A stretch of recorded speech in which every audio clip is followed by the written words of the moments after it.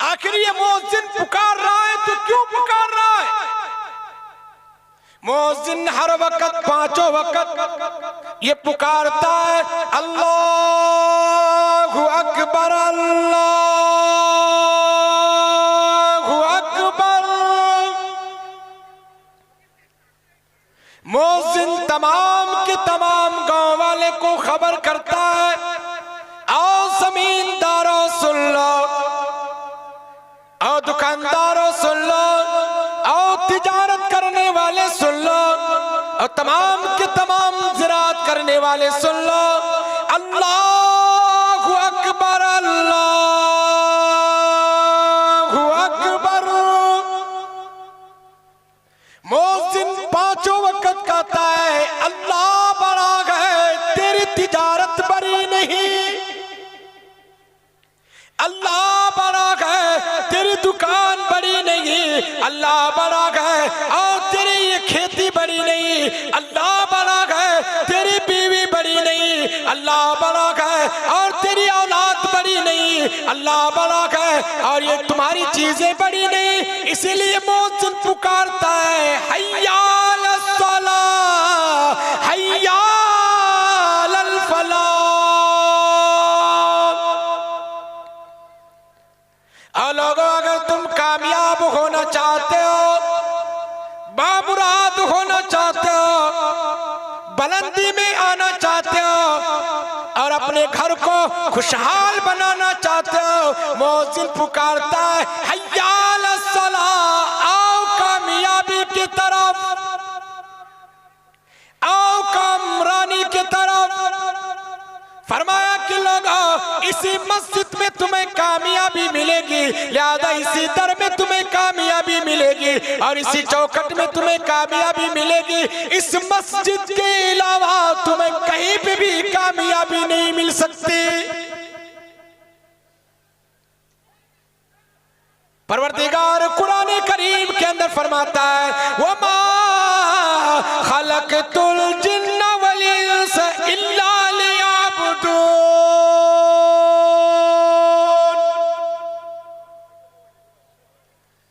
परवरदिगार कुरान करीम के अंदर फरमाता है मेरा बंदा, मैंने इंसान और जिन को नहीं पैदा किया सिर्फ और सिर्फ इबादत के लिए।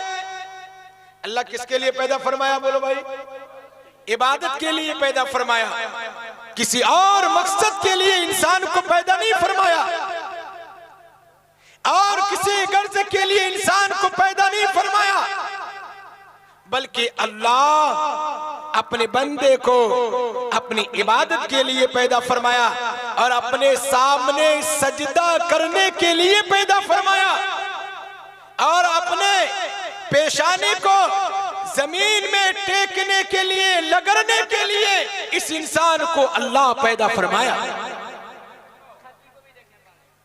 इसलिए लोगों, परवरदिगार कुरान करीम के अंदर फरमाता है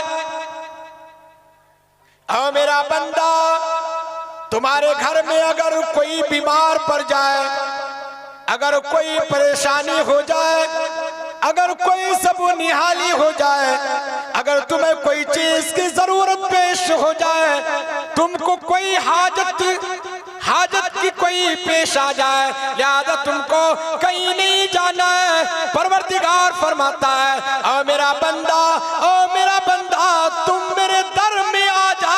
मदनी करीम सल्लल्लाहु ताला अलैहि वसल्लम ने इरशाद फरमाया ओ लोगों, अगर तुम अपनी हाजात को पूरी करना चाहते हो, और अगर तू अपनी बीमारी को शिफायाब करना चाहते हो, और अगर तू अपने घर को खुशहाल करना चाहते हो, और अगर तू अपने घर को बुलंदी में लाना चाहते हो, तुम अच्छी तरीके से वजू कर लो, और तुम मस्जिद में आ जा, और तुम ये दुआ पढ़ ले अल्लाहुम्मा फ़्तह ली अबवाब रहमतिक।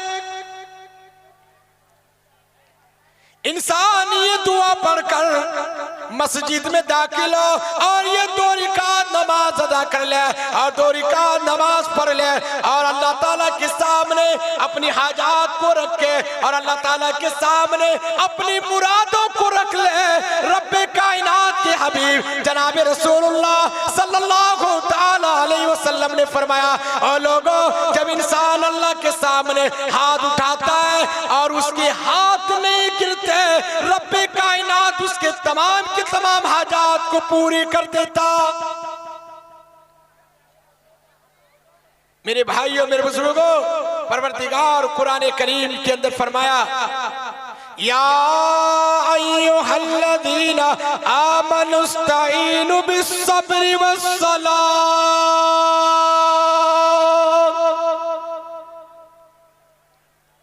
और मेरा बंदा, कोई भी परेशानी आए, कोई ज़बूनी हाली आए, तुम नमाज के जरिए से अपने तमाम के तमाम हाजात को पूरी कर लो। ओ लोगों, आज हमें कोई परेशानी आती, कोई मुखिया के पास जाता है, कोई एमएलए के पास जाता है, कोई एमपी के पास जाता है, कोई गवर्नर के पास जाता है, और कोई बड़ा से बड़े इंसान के पास जाता है जिसके पास कोई चीज नहीं, लिहाजा उसके पास कोई औकात नहीं, उसके पास कोई ताकत नहीं कि वो कोई काम कर सके। अल्लाह के पास नहीं जाता, अल्लाह के पास नहीं जाता। एक बुढ़िया ये तेल लेकर के एक मर्तबा ये रास्ते से जा रही थी कि अचानक वो तेल जमीन पे गिर गई। अचानक तेल जमीन पे गिरा, और जो ही गिरा कि वो बुढ़िया अमीरुल मोमिनीन हजरत उमर फारूक रज़ी अल्लाह ताला अन्हु के पास तशरीफ लाई। और वो बूढ़ी कहती है कि ए अमीरुल मोमिनीन, ए अमीरुल मोमिनीन, आप इस वक्त हमारे अमीर हैं, मेरा तेल जमीन पे गिर गया है, आप मुझे तेल वापस कर दीजिए, आप मुझे तेल वापस कर दीजिए। अमीरुल मोमिनीन ने फरमाया कि बूढ़ी अम्मा, तेल तो जमीन पे गिर चुका है, हम कैसे वापस करें। बूढ़ी माँ कहती है कि आप अमीरुल मोमिनीन हैं, मुझे वही तेल चाहिए, आप मुझे तेल वापस करके दीजिए। हजरत अमीरुल मोमिनीन उमर फारूक रज़ी अल्लाह ताला अन्हु उस जमीन पे जाते हैं जिस जमीन पे वो तेल गिरता है, और वो जमीन पे एक पर्चा लिखता, और लिखने के बाद उस जमीन में वो पर्चे डाल देते हैं। और पर्चा डालना था कि फौरन वो जमीन तेल को उगल देती है, तेल को निकाल देती है, और वो बूढ़ी माँ वो तेल को अपने शीशी में बंद कर लेती है, और शीशी में जो ही बंद करके जाने लगती है तो लोग देखा कि आखिर उस पर्चे में क्या लिखा हुआ है। और मेरे भाइयों, मेरे बुजुर्गों, अरे उस पर्चे में जो ही देखा गया उसमें ये लिखा हुआ था कि ऐ जमीन तुम तेल दे दो, ऐ जमीन तुम तेल दे दो, अगर तुम तेल नहीं देती हो लिहाजा इसी जमीन में और इसी जगह में मैं उस बेनमाजी इंसान को दफन करूंगा, मैं बेनमाजी इंसान को मैं इसी जमीन में दफन करूंगा। लिहाजा ये जमीन कहाँ उठती है? ऐ अमीरुल मोमिनीन सुन लीजिए, ऐ अमीरुल मोमिनीन सुन लीजिए, मैं तो तेल देना गवारा कर सकती हूँ, मगर बेनमाजी इंसान को अपने पेट में दाखिल करना गवारा नहीं कर सकती। मेरे भाइयों, मेरे बुजुर्गों, आज हम नमाज को छोड़कर जमीन में टहल रहे हैं, आज हम नमाज को छोड़कर जमीन में फिर रहे हैं। अरे ये जमीन कह रही है, ये जमीन कहती है, ऐ इतराने वाले सुन लो, ऐ बेनमाजी सुन लो, आज तू मेरे पुश्त में अकड़ के चल रहा है, आज तू मेरे पुश्त में इतरा कर चल रहा है। एक वक्त आएगा कि जब तू मेरे पेट में आएगा और जब तू मेरे अंदर में आएगा, क्योंकि हर इंसान को इस दुनिया से जाना है, कोई बाकी रहने वाला नहीं है, लिहाजा कोई भी जिंदा रहने के लिए नहीं आया है। और मेरे भाइयों, मेरे बुजुर्गों, किसी की उम्र तो 10 साल की होती है, किसी की उम्र 20 साल की होती है, किसी की उम्र 30 साल की होती है, किसी की उम्र 40 साल की होती है, किसी की उम्र 50 साल की समाप्ति होती है और जो ही वक्त पूरा होता है और मलिकुल मौत आकर और ये मौत आकर उसके रूह को कब्ज कर लेता है, क्योंकि मौत तो सबको आनी है। क्यों? इसलिए कि दुनिया में नबी आए दुनिया से चले गए, सहाबा आए चले गए, ताबईन आए चले गए, तबा ताबईन आए चले गए और पूरे के पूरे मुत्तकी अहबाब चले गए, अमीर भी चले गए, गरीब भी चले गए, सब के सब चले गए। और मेरे भाइयों मेरे बुजुर्गों, वक्त आएगा हम और आप भी इस दुनिया से चले जाएंगे। परवरदिगार कुरान करीम के अंदर फरमाया कुल्लु नफ्सिन ज़ाइक़तुल मौत।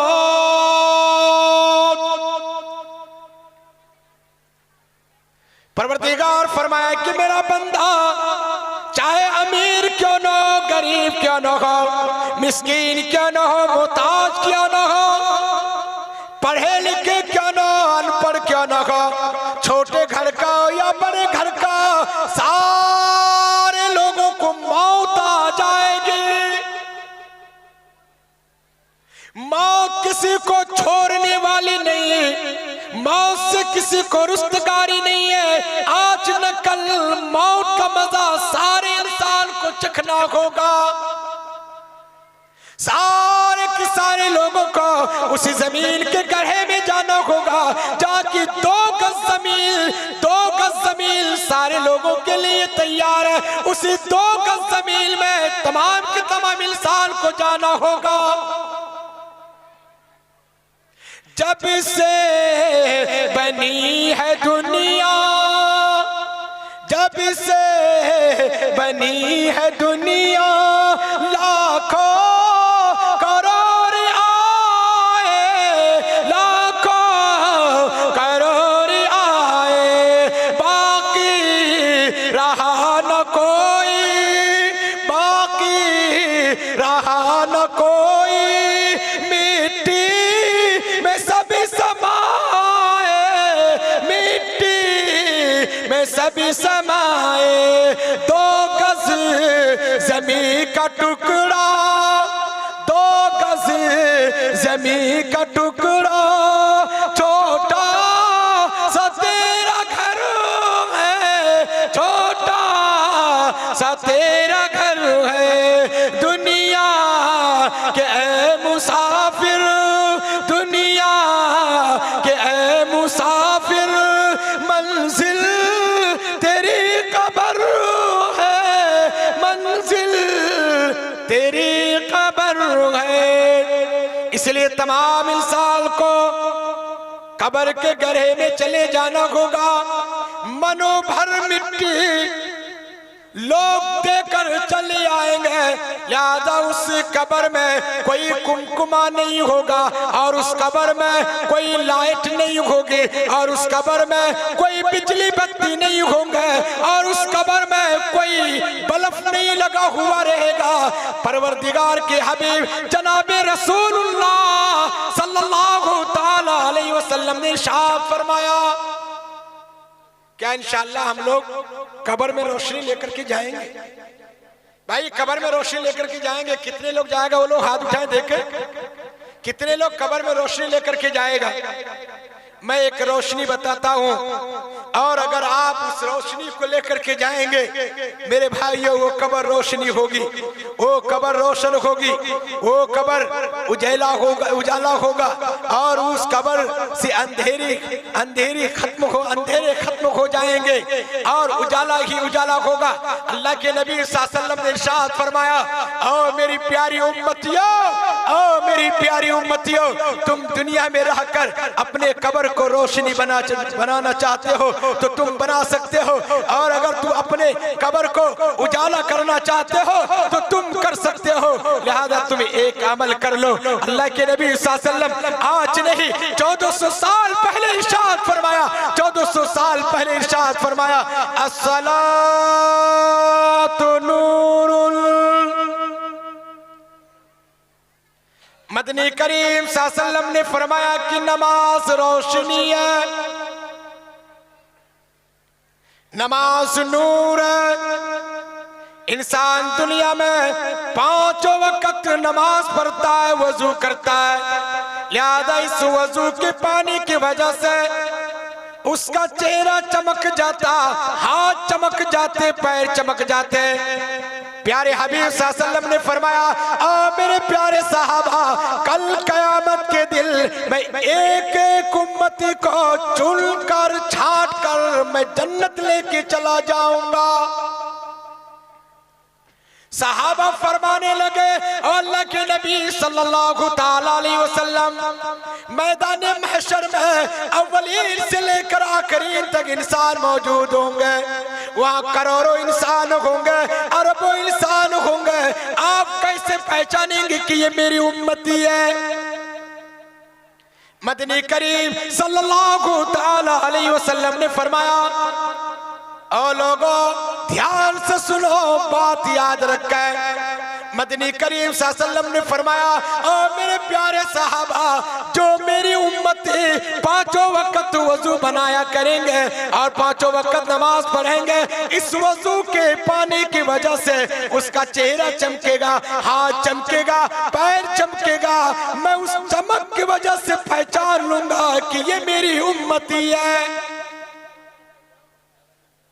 और मदनी करीम सल्लल्लाहु अलैहि वसल्लम ने इरशाद फरमाया कि लोगों, तू क्रीम दूसरी जगह इस्तेमाल तू तलाश करता है और तू अपने चेहरे को रौनक बनाने के लिए और अपने चेहरे को चमक हासिल करने के लिए तुम दूसरे मेडिकल में कहीं तुम क्रीम तलाश करता है और कहीं कोई तुम केमिकल तलाश करता है कि अरे ये केमिकल लगाएंगे तो मेरा चेहरा चमकेगा और मेरे चेहरे के अंदर रौनक होगी और मेरे चेहरे के अंदर नूर बरसेगा। और मेरे भाइयों, मेरे बुजुर्गों, प्यारे हबीब सल्लल्लाहु अलैहि वसल्लम ने इरशाद फरमाया, खुद रब्बे कायनात कुरान करीम के अंदर फरमाता है, ऐ अल्लाह के नबी ने फरमाया, मेरी उम्मती, अगर तुम पांचों वक्त वजू करोगे, लिहाजा इस वजू के पानी की वजह से, इस वजू के पानी की वजह से जहां गुनाह धुल जाते हैं, लिहाजा जहां गुनाह मिट जाते, और उस वजू के पानी की वजह से जब इंसान अपने अपने ये चेहरे को धुलता है तो पानी के कतरे से जैसे गर्द गुबार अगर वो धुलता है और गर्द गुबार मिटता है तो उसी जगह और मेरे भाइयों, मेरे बुजुर्गों, गुनाह भी मिटता है, गुनाह भी धुला जाता है, गुनाह भी खत्म होता है। इसलिए मदनी करीम सल्लल्लाहु अलैहि वसल्लम ने इरशाद फरमाया, ऐ मेरी प्यारी उम्मतियों, जब तुम वजू किया करो, लिहाजा उस वजू के दरमियान में ये दुआ तुम जरूर पढ़ लिया करो। मदनी करीम सल्लल्लाहु अलैहि वसल्लम ने फरमाया, अल्लाहुम्मा गफिरली ज़म्बी,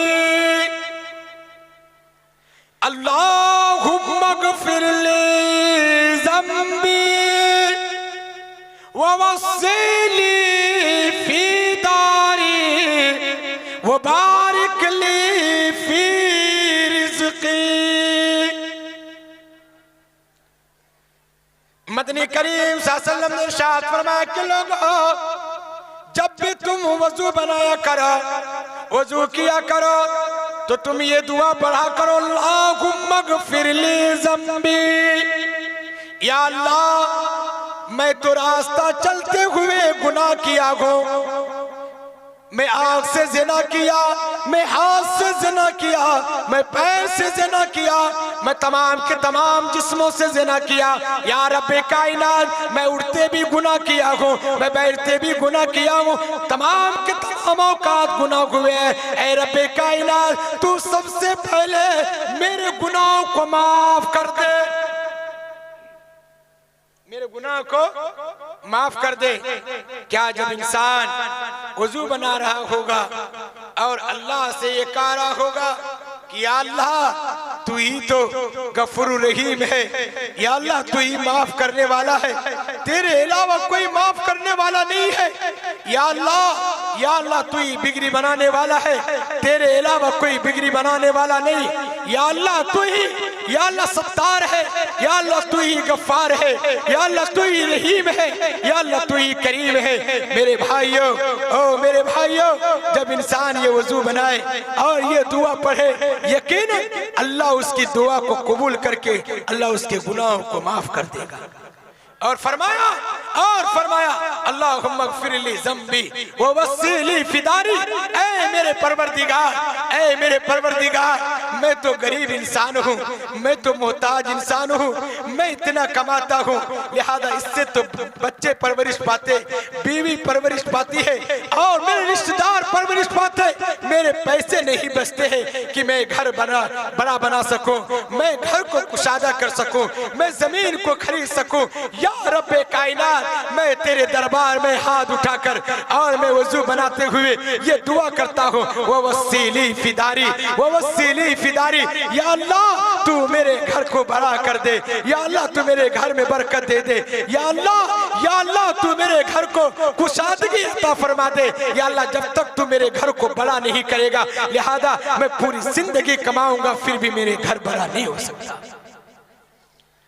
वो बारिक ली फिर इसकी, वो बारिक ली फिर इसकी मुख्तसर सी दुआ में अल्लाह के नबी सल्लल्लाहु अलैहि वसल्लम पूरी उम्मत को सबक दिया और अल्लाह के नबी सल्लल्लाहु अलैहि वसल्लम ये पूरी उम्मत को एक दर्स दिया कि ऐ मेरी उम्मती, ऐ मेरी उम्मती, तुम थोड़ी सी अमल करो, लिहाजा तुम थोड़े से लम्हे अपनी ज़बान को हिलाओ, देखो अल्लाह ताला तेरे गुनाहों को माफ करता है कि नहीं करता है, तेरे घर को कुशादगी करता है कि नहीं करता है। और आखिर में फरमाया वो बारिक ली फिर इसकी, और बारिक ली फिर इसकी, ए अल्लाह तू मेरे रिस्क में बरकत अता फरमा।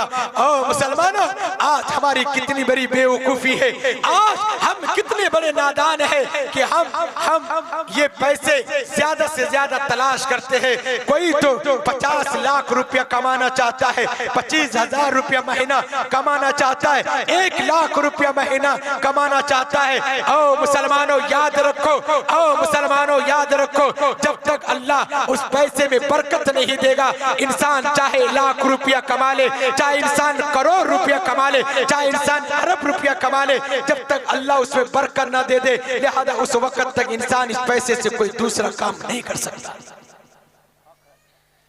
ओ मेरे भाइयों, मेरे बुजुर्गों, अल्लाह के नबी सल्लल्लाहु अलैहि वसल्लम कसरत मांगने के लिए नहीं फरमाया, बल्कि अल्लाह के नबी सल्लल्लाहु अलैहि वसल्लम बरकत मांगने के लिए फरमाया कि मेरी प्यारी उम्मतियों बरकत मांगो, बरकत मांगो।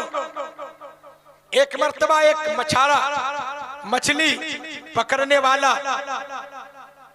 को अल्लाह ने ख्वाब में दिखाया, कहा कि ऐ मेरे बंदे जाओ फलाना जगह में 100 दिरहम है, लेकर के आओ और अपने बीवी बाल बच्चे के खर्चे चलाओ।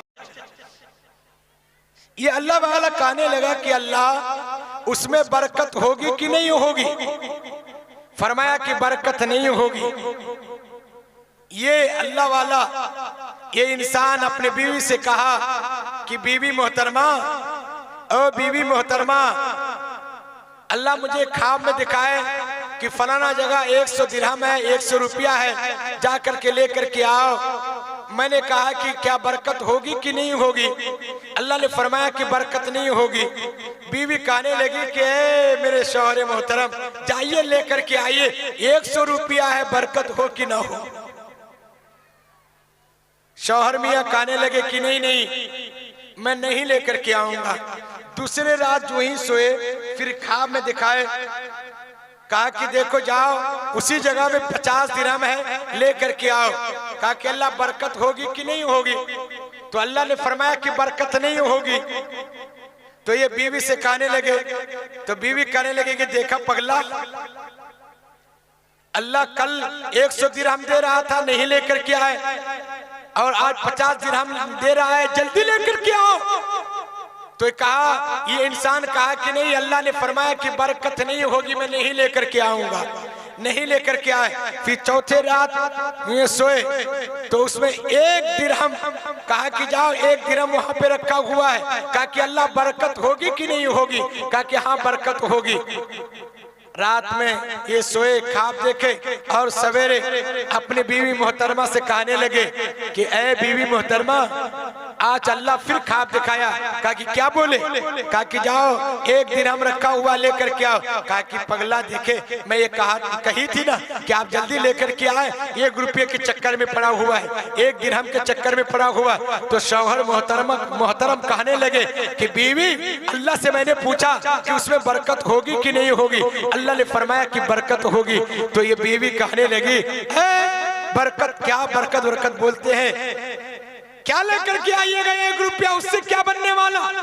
मगर शौहर मियाँ अल्लाह के हुक्म पाते ही वो वहां पे गए और जाकर के वो 1 दिरहम लेकर के चले आए और मार्केट में चले गए, मछली जाकर के खरीदा।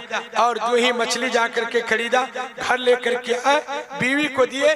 तो बीवी उस मछली को जो ही काटी तो अंदर में बहुत सारे हीरे रखे हुए थे। क्या रखे हुए थे? हीरा रखे हुए थे। लिहाजा उस हीरे को ये औरत निकालती है और उनके शौहर निकालते हैं, और उस हीरे को जब ये बेचते हैं तो पूरी जिंदगी पूरे घराने के खर्चा चल जाता है और पूरे घराने के ये पूरे अखराजात चल जाता है। तो मेरे भाइयों, मेरे बुजुर्गों, जब अल्लाह बरकत दे, लिहाजा उसी काम में तरक्की है।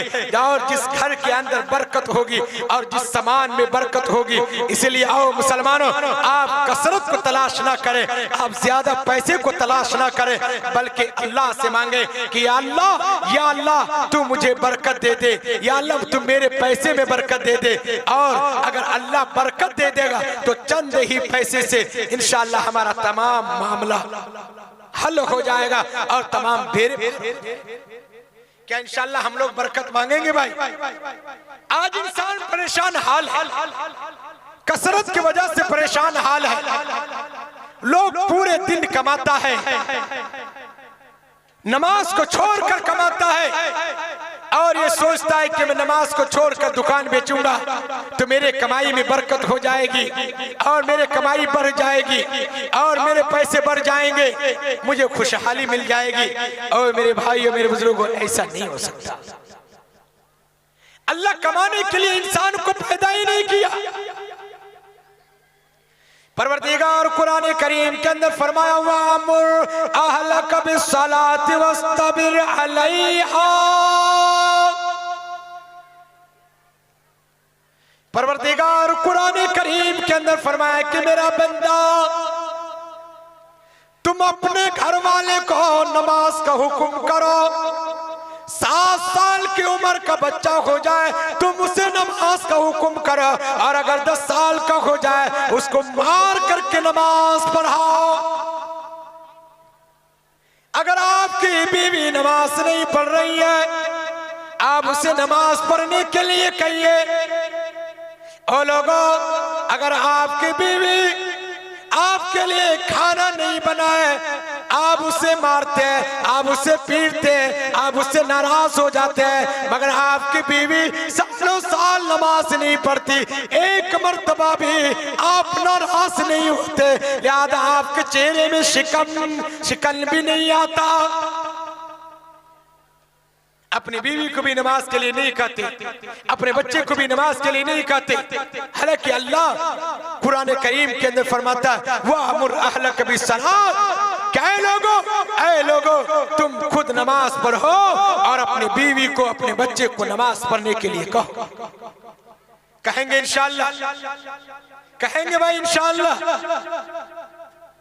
याद रखिए मेरे भाइयों, मेरे बुजुर्गों, अगर बीवी को नमाज पढ़ने के लिए नहीं कहे, ये बीवी दुनिया से चली जाएगी।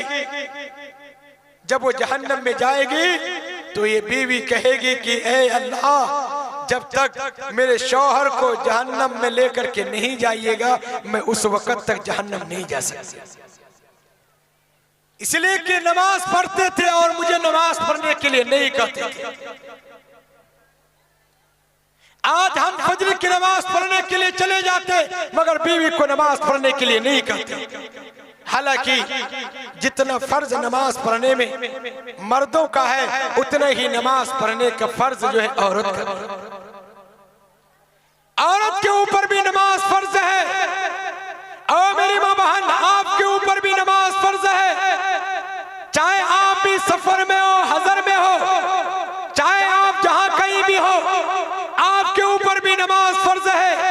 ये नहीं कि थोड़ी सी थोड़ी हम बहाना बना करके नमाज को छोड़ दें। कि अगर गोद में बच्चे हैं, ये कहती है कि हम नमाज कैसे पढ़ें।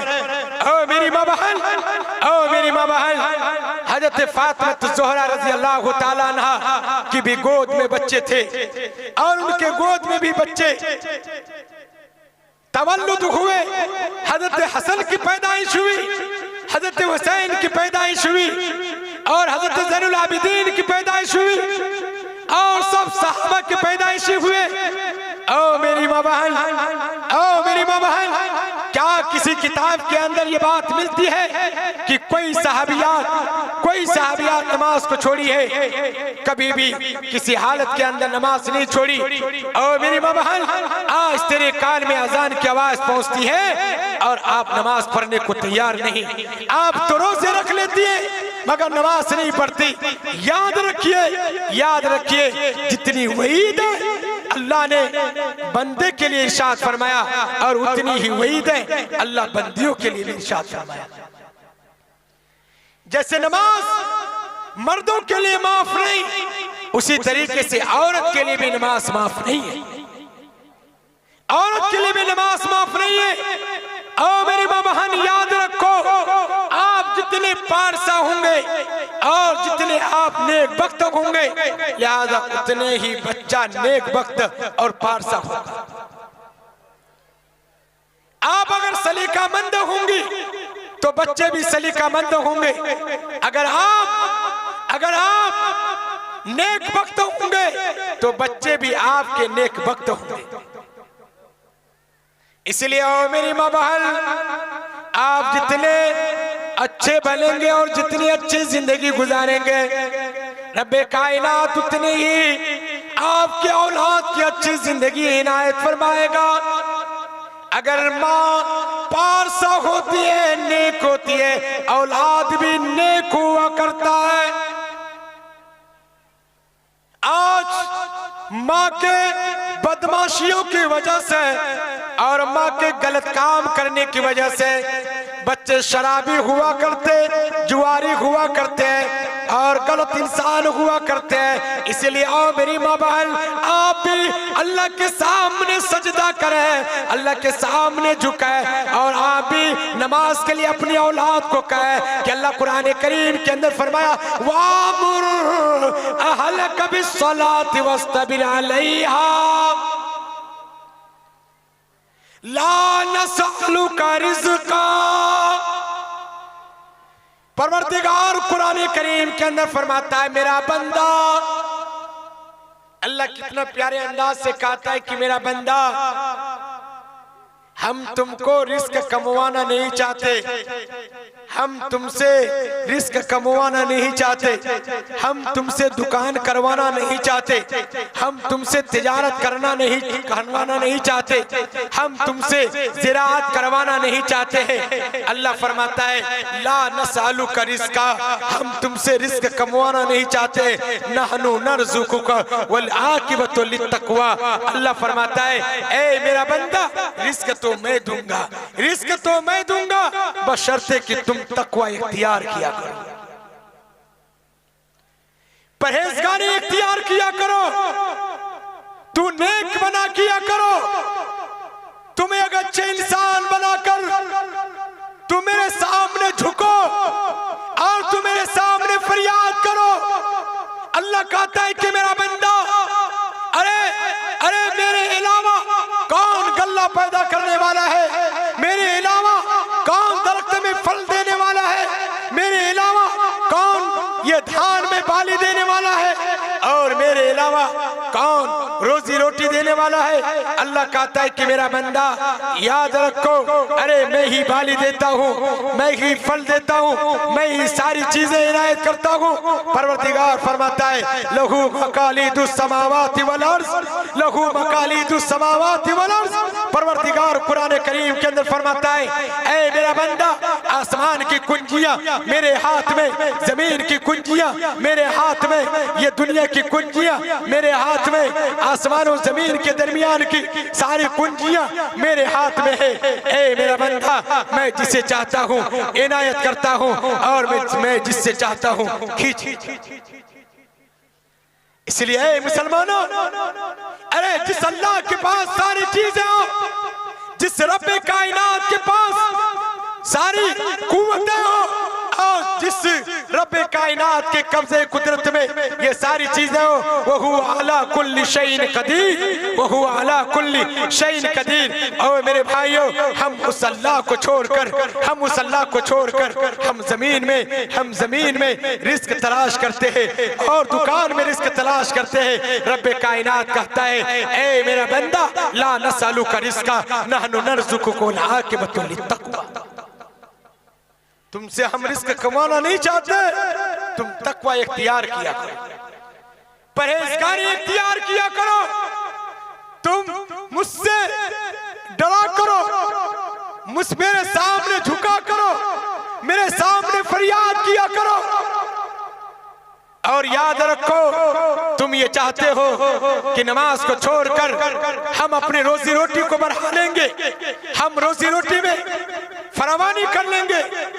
परवरदिगार फरमाता है कि मेरा बंदा, तुम पूरी जिंदगी कमाओगे, अगर मैं नहीं चाहूंगा तेरे रिस्क बढ़ नहीं सकते, तुम मकान बना नहीं सकते। परवरदिगार फरमाता है, वमन आरज़अन ज़िक्री फ़इन्न लहू मईशतन ज़ल्क़ा। परवरदिगार कुरान करीम के अंदर फरमाया, मेरा बंदा, ओ मेरा बंदा, याद रखो, अगर तुम नमाज नहीं पढ़ोगे, मैं दुनिया में ही सबसे पहला अज़ाब ये दूंगा, मैं दुनिया में ही सबसे पहला अज़ाब ये दूंगा कि रिस्क की तंगी के अंदर मुब्तला कर दूंगा।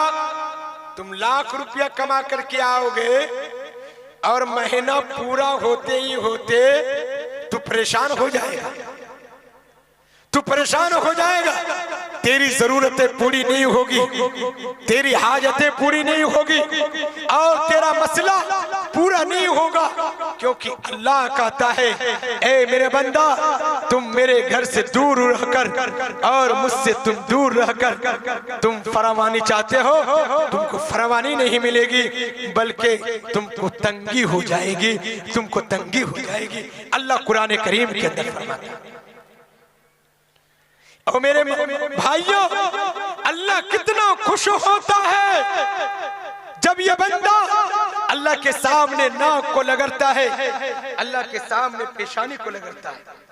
जब ये बंदा वुजू बनाकर मस्जिद जाता है और 2 रकात नमाज पढ़ता, अल्लाहु अकबर, यूं ही अल्लाहु अकबर बोलता है, पानी पीना भी हराम हो जाता, खाना भी हराम हो जाता, बोलना भी हराम हो जाता, किसी से गुफ्तगू नहीं कर सकता। याद है, ये जो ही हाथ उठाता है, क्या लोगों, दुनिया को मैंने पीछे छोड़ दिया, बीवी को भी पीछे छोड़ दिया, बच्चे को भी पीछे छोड़ दिया, दौलतों को भी पीछे छोड़ दिया। अब ये अल्लाह को अकबर बोलता है। मदनी करीम सल्लल्लाहु ताला अलैहि वसल्लम ने इरशाद फरमाया, और लोगों, जब इंसान ये इंसान, ये मेरा बंद, ये मेरी उम्मती, ये हाथ जोड़कर, हाथ बांध कर अल्लाह के सामने ऐसा खड़ा हो जाता है कि वो अल्लाह को देख रहा है, अल्लाह उसको देख रहा है, ऐसी नमाज पढ़ता कि उसके रुकू भी सही और उनके सजदे भी सही, उनके कौमा भी सही, उनके जलसा भी सही। रब्बे कायनात कहता है, क्या है मेरा बंदा, जब इस बंदे के हाथ उठता है, अल्लाह कहता है किसके हाथ नहीं गिरते, मैं इसके सारे गुनाहों को माफ कर देता हूं। अल्लाह उसके सारे गुनाहों को माफ कर देता है।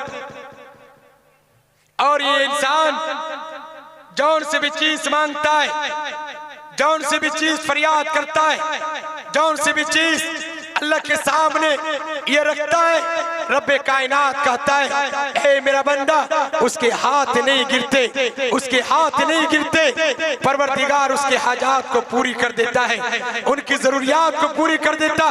क्यों नहीं? ओ मेरे भाइयों, अल्लाह कुरान करीम के अंदर फरमाता है, अल्लाह कुरान करीम के अंदर फरमाता है अकीमिस सलात तरफ़इन नहार ज़ुल्फ़म मिनल लैल इन्नल हसनात युज़हिबनस सय्यिआत।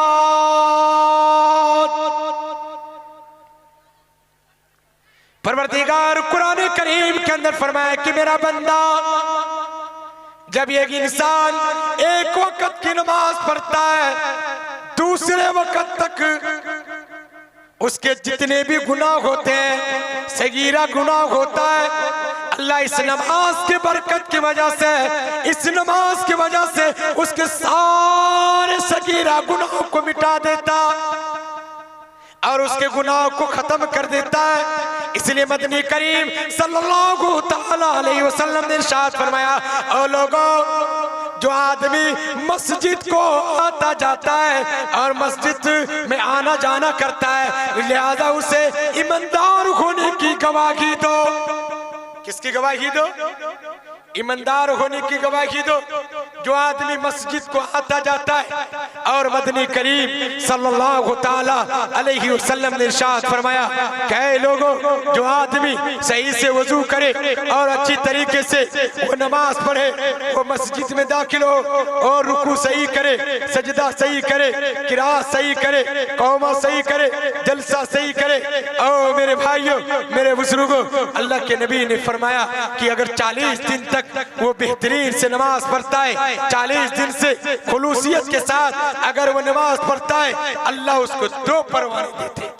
कितने परवाने देते बोलो भाई?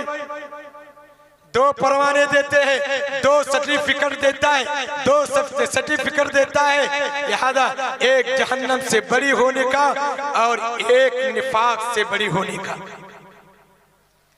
एक निफाक से बड़ी होने का और एक जहन्नम से बड़ी होने का, जहन्नम से खुलासी का 2 परवाने दिया जाता है। और लोगों, जो आदमी सही से नमाज पढ़ता है, जिनके रुकू भी सही, जिनके सजदे भी सही और जिनके किरात भी सही, मगर अफसोस है और लोगों, आज हम सालों साल तो नमाज पढ़ते हैं, मगर हमारे रुकू सही नहीं, आज हमारे सजदे सही नहीं, आज हमारे किरात सही नहीं, आज हमारे जलसे सही नहीं, आज हमारे कोई चीज सही नहीं। लिहाजा ये सालों साल तो नमाज पढ़ता है, मगर ये मस्जिद से बाहर निकालता है तो गालिब, मस्जिद से बाहर निकलता है तो धोखाधड़ी करता। हालांकि अल्लाह कुरान करीम के अंदर फरमाता है, ओ लोगों, किसी गवर्नर की बात नहीं, या किसी एमएलए की बात नहीं, या किसी प्रधान की बात नहीं है, बल्कि अल्लाह की बात है। अल्लाह कुरान करीम के अंदर फरमाता है, इन्ना सलात तनहा अनिल फहशाई वल मुनकर वलज़िक्रुल्लाहि अकबर वल्लाहु यअलमु मा तस्नऊन।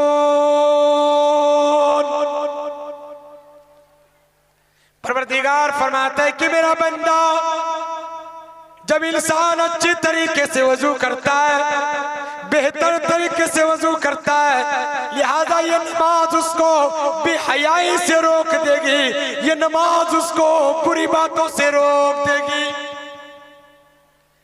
यहाँ फहश का लफ्ज आया, फहश बोलते हैं जिना से मुताल्लिक सारी चीजों को फहश बोला जाता है।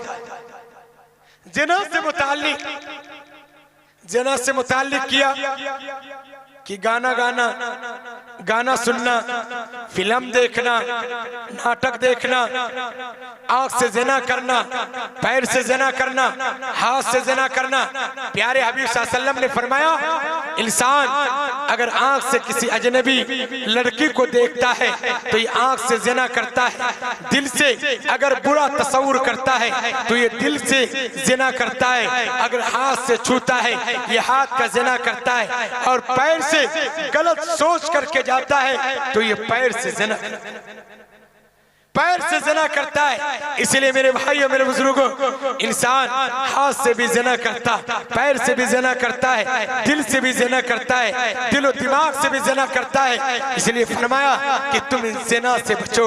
लिहाजा अगर इंसान सही तरीके से नमाज अदा करता है तो ये नमाज उसको बेहयाई से रोक देगी, ये नमाज उसको बुरी बातों से रोक देगी, ये नमाज उसको फहशकारियों से रोक देगी, ये नमाज उसको गलत चीजों से रोक देगी, ये नमाज उसको शराब पीने से रोक देगी, ये नमाज उसको ज़िनाकारी करने से रोक देगी, ये नमाज उसको जुआ खेलने से रोक देगी। क्योंकि एक मर्तबा एक साहबी रसूल आप अलैहिस्सलाम के पास तशरीफ लाए और वो फरमाया, अल्लाह के नबी सल्लल्लाहु अलैहि वसल्लम, हम ईमान तो लेकर के चले आएंगे, ईमान तो लेकर के चले आएंगे, मगर हम ज़िना भी करेंगे और हम गलत काम करेंगे। प्यारे हबीब सल्लल्लाहु अलैहि वसल्लम ने फरमाया कि जाओ जाओ, जो होता है तुम करो, मगर तुम नमाज पढ़ना, तुम नमाज पढ़ना। सहाबा से फरमाया क्या है मेरे प्यारे सहाबा, इसे जाने दो, इसे जाने दो।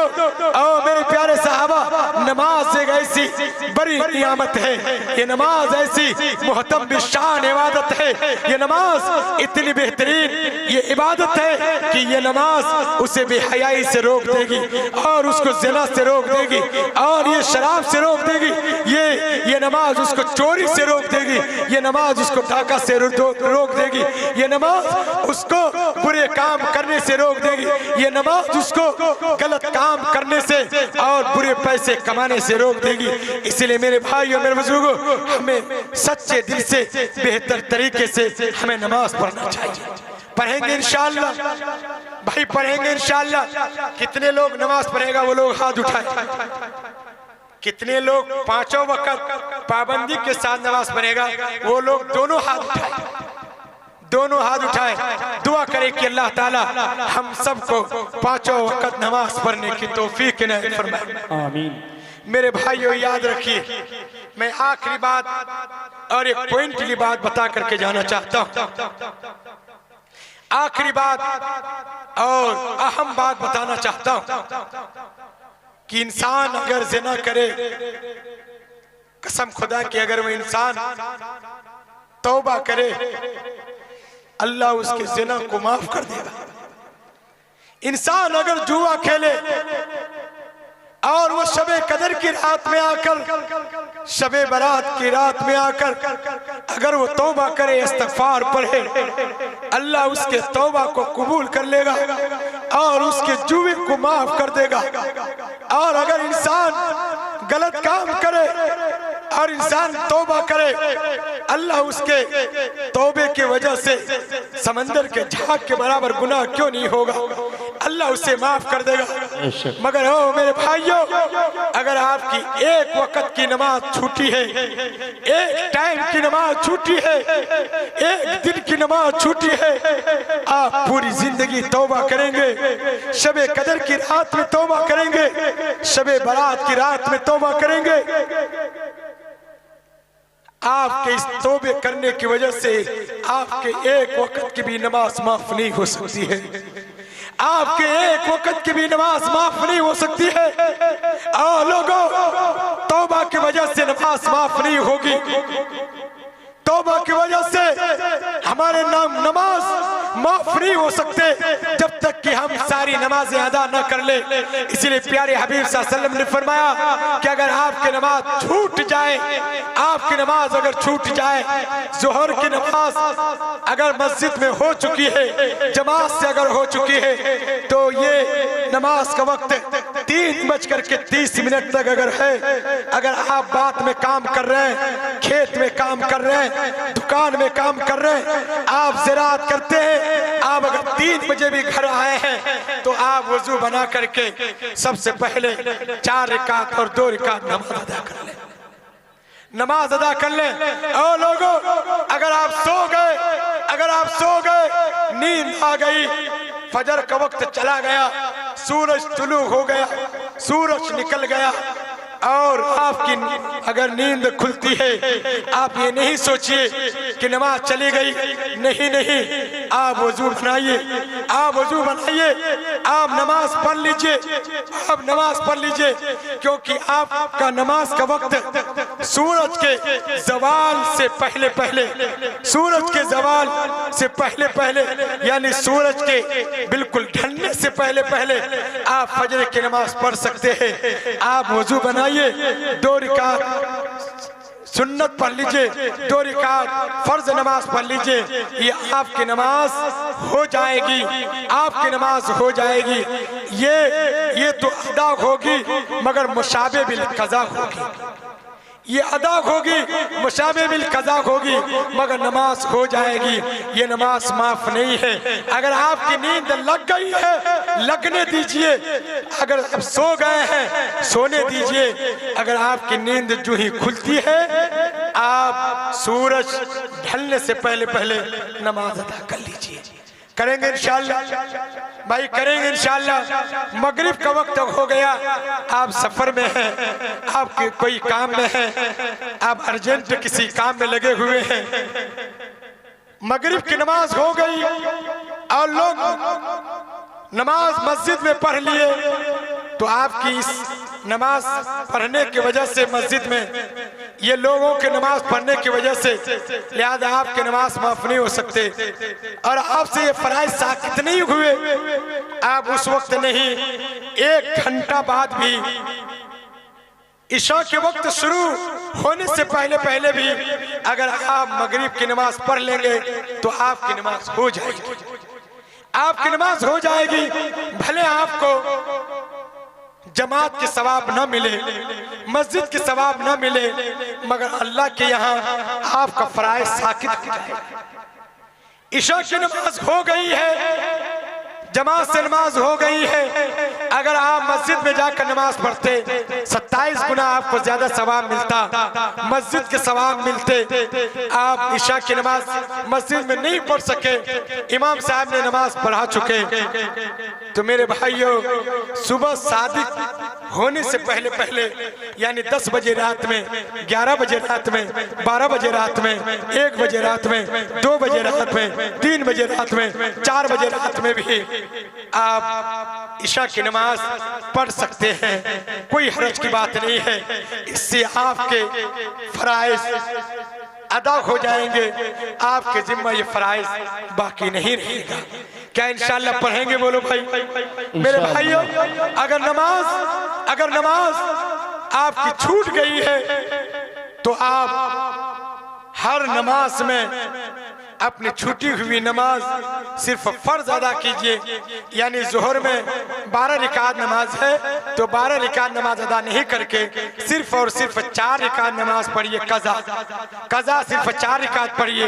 इशा में आप सिर्फ 4 रिकात और 3 रिकात वित्र पढ़िए, और फजर में आप सिर्फ 2 रिकात नमाज पढ़िए, मगरिब में आप सिर्फ 3 रिकात नमाज कज़ाए उम्री पढ़िए। आपको सुन्नत पढ़ने की जरूरत नहीं है। आप जब तक की नमाज पूरी मुकम्मल नहीं पढ़ेंगे, लिहाजा उस वक्त तक मेरे भाइयों, मेरे बुजुर्गों, अल्लाह के यहाँ आपकी बख्शिश नहीं हो सकती है। आप तौबा करके अपने गुनाहों को माफ करा सकते हैं, चोरी माफ हो जाएगी और ये डाका माफ हो जाएगा, ये शराब माफ हो जाएंगे, गलत काम किए अगर माफ हो जाएंगे, मगर नमाज तौबे की वजह से भी माफ नहीं हो सकते। मेरी आवाज फंस रही है क्योंकि पूरी रात में बेदार रहा स्टेशन में, क्योंकि गाड़ी भी लेट हो गई और इतनी लेट कि 9 घंटा, जिसकी वजह से मैं आपके प्रोग्राम में नहीं आ सकता था। मगर जनाब हाफिज शाहिद साहब, ये इनके वालिद और इन पे पूरे कमेटी की दुआओं की बरकत से और इनके सम्राट से ये नुमान अख्तर और ये मौलाना फैयाज राही साहब आपके बीच आ गया, और मैं ये पूरी रात भी बेदार रहा क्योंकि हाफिज शाहिद साहब बार बार फोन करते रहे और पूरा शेड्यूल बनता रहा। फिर आने का ये नौबत आई और पूरी रात उधर हुआ रहा, पूरे दिन जगह हुए रहे, और कल रात प्रोग्राम था, वो रात भी जगा हुआ रहा, और आज रात इस वक्त तक जगे हुए हैं। मेरे भाइयों, जब इंसान सोता नहीं है तो इंसान की फितरत की वजह से कि वो जो मादा है सोने का, तो वो जब सोता नहीं है तो ऑटोमेटिक ऐसे ही आवाज फंस जाती है, तो आवाज दब रही है।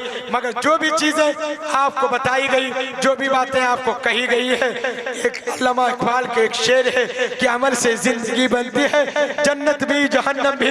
अमल से जिंदगी बनती है, जन्नत भी जहन्नम भी। ये खा के अपनी फितरत में न नूरी है न नारी है। इंशाअल्लाह अगर जिंदगी बाकी रही, हयात अगर बाकी रही, आप हजरात की मोहब्बत रही, तो इंशाअल्लाह किसी दूसरे मौजू पे मैं आपके सामने गुफ्तगू करने की जसारत और मैं कोशिश करूंगा। मैं इन्हीं चंद कलिमात के बाद मैं अपनी बात को खत्म करता हूँ। वाखिर दावाना अल्हम्दुलिल्लाहि रब्बिल आलमीन। हर छोटे बड़े को अस्सलामु अलैकुम व रहमतुल्लाहि व बरकातुहू।